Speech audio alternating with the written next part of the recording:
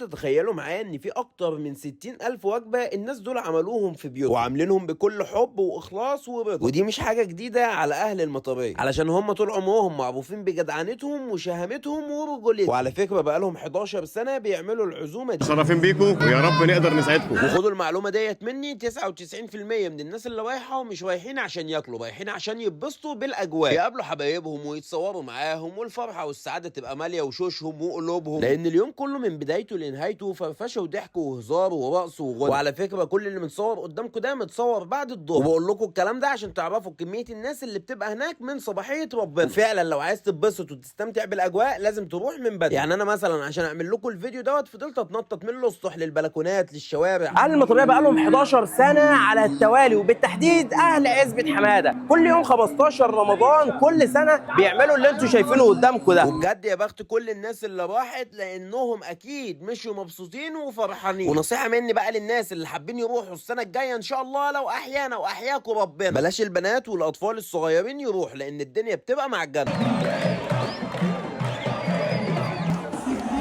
اليوم كله هيبقى مليان بهجه وسعاده لحد اذان المغرب، هتفطر وبعد كده هتلاقيهم يضربوا الشماريخ والناس كلها ترقص مع بعضيها، وبعد كده اجري على بيتكم على طول عشان ترتاح.